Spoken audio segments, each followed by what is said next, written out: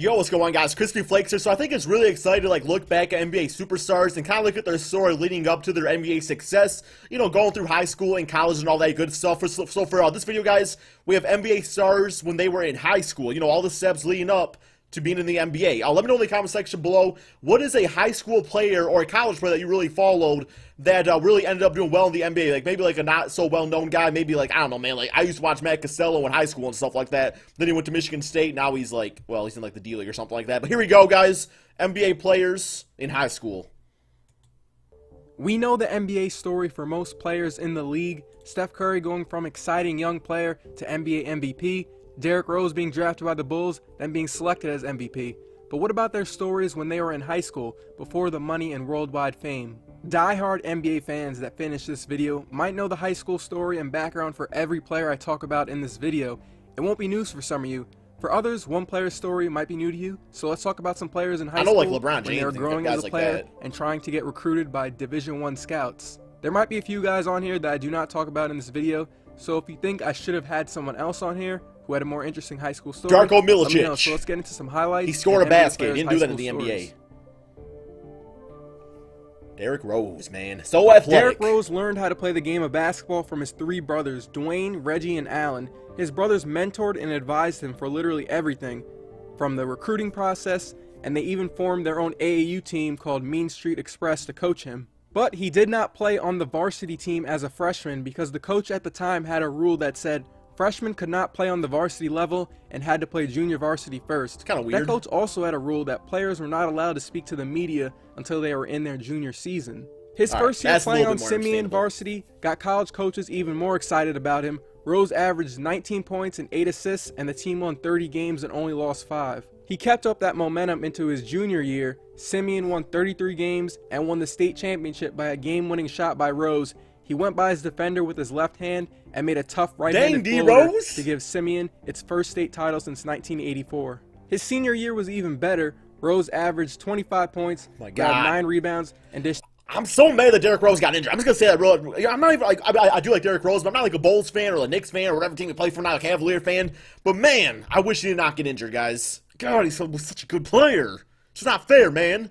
8 assists. Simeon finished 33-2 and won another state title. With that championship as a senior, Simeon Academy became the first Chicago Public League school to win back-to-back titles. Rose was selected as first-team All-American by all the major media sites, named Mr. Basketball in Illinois, and named the third best point guard of the decade by ESPN. Wow. Rose got college offers from Illinois, Kansas, and Kentucky, but decided on Memphis. Let's talk about another Chicago high school player, Anthony Davis. I wonder why I went to Memphis. Yo, Anthony When used to be a point guard, was guys. running point guard for Perspectives Charter School in Chicago as a freshman, he was not getting any national attention at all because the school is more known for its academic background, not basketball. The school only had about 200 students total, they didn't have a gymnasium, and they played soft competition in the Chicago Public League. He was 6'2" at the beginning of his sophomore season, growing up to 6'4" at the end of that school year. It wasn't until his junior season where he grew up to 6'7" and played for the Mean Streets AAU. I'm just saying, Anthony Davis, I know you like a power forward or a center now, but my Pistons do need a better point guard. Reggie Jackson's not going to cut it. So if you want to come play point guard for us like your high school days, I'm all for it. Basketball team that began to get nationwide attention. Kentucky, North Carolina, Ohio State, and Syracuse began to recruit him and offered him scholarships. After that huge growth spurt and dominance with the AAU team, ESPN and Scout.com had him ranked the #1 high school prospect in the nation. Only Rivals.com had him ranked 2nd, and they had Austin Rivers ranked #1. Going into the start of his senior season, he was finally being taken seriously as a player and was put on a Chicago newspaper's top players list and a first-team All-State preseason pick. But Davis dealt with a lot of injuries, he missed some games, and the team finished with a 6-19 record. Davis still dominated individually though, with dribbling skills in transition, dunks, and blocks, and grabbing rebounds over the entire team's head. That's how he's on the Pelicans, though. It's like he puts up the numbers, but he's always injured. Well, I guess last year he actually did pretty good, like, injury-wise. And the team just never really performs. With ease, he averaged 32 points and 18 rebounds in his senior year. Davis went from an unknown 6'2" point guard in his freshman year to a 6'10" power forward in his senior year with guard-like skills that can move anywhere on the court defensively to make a play, and then was recruited by virtually every major program in the country. I used to actually Kevin like Durant was the second-ranked high school prospect behind Greg Oden back in 2006. Right, number 3. KD played at 3 different spots in high school, 2 seasons at National Christian Academy, and then went on to play at Oak Hill Academy in Virginia, where guys like Carmelo Anthony and Rondo played at. Durant said he left for Oak Hill because he wanted to get that exposure. Oak Hill played in the biggest tournaments, played the best high school competition, and had some of their games televised on ESPN. For Durant's senior season, he transferred to Montrose Christian and averaged 23 points per game and grabbed 10 boards in his senior year. He was named to First Team All-American by the USA Today and the MVP of the 2006 McDonald's All-American game. Durant received a bunch of offers from big-time schools. Ty Lawson tried to convince him to play with him at North Carolina, but Durant ultimately decided on Texas before the start of his senior year. I wonder why he chose Texas.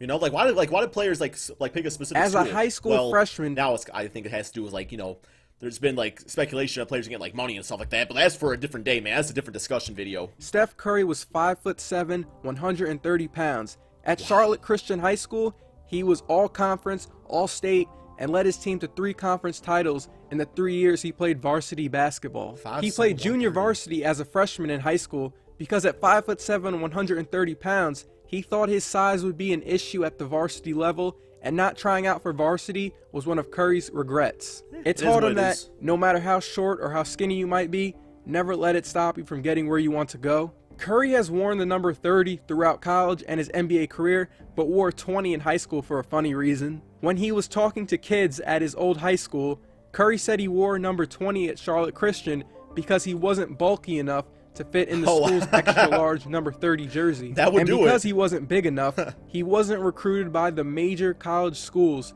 Steph wanted to play at Virginia Tech because that's where his dad Dell played at, but they only offered him a walk-on spot. He was offered full athletic scholarships to Winthrop University, VCU, and Davidson College, and decided on Davidson. Carmelo Anthony would play his first 3 years of high school basketball at Towson Catholic High School in Baltimore. As a 14-year-old, he started out as a point guard, but he was average in height and did not stand out physically. Melo playing point guard, man, that don't sound like a good combination. Before his sophomore season, where he had a growth spurt, he was now 6'5" and became an even better jump shooter and dribbler. That sophomore year, his summer work paid off, and his averages went up to 14 points, 5 rebounds, and 4 assists. His high school won 26 games and only lost 3. Melo was even more dominant in his junior year, bumping his averages up to 23 points and 10 rebounds. Wow. Melo racked up a bunch of individual awards, including Baltimore County Player of the Year.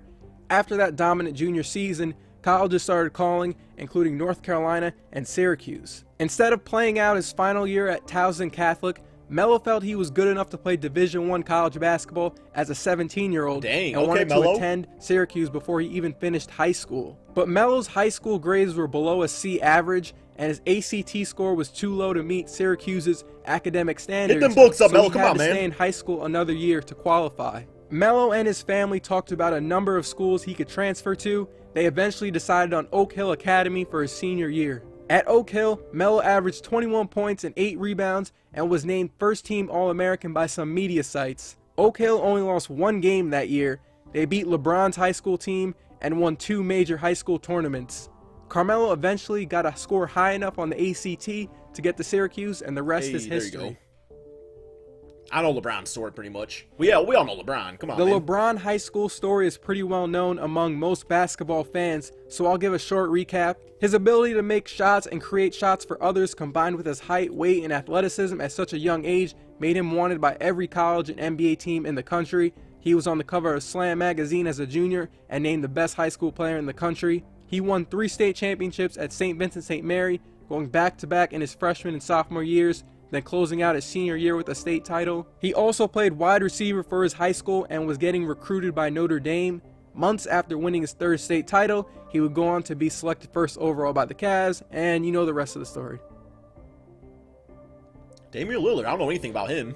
Damian Lillard played for a couple of high schools in the Bay Area. One was St. Joseph Notre Dame, where Jason Kidd played his high school basketball, and in his final 2 seasons, Dame transferred to Oakland High School. I talked a lot about this in a previous video. Lillard was not a top prospect going into his senior year, Why are people always underrating Damian Lillard? No matter where he goes, have it be the NBA or college or high school, man, this man's always getting underrated and snubbed. I don't understand. He's such a good player, man. He's such a good player.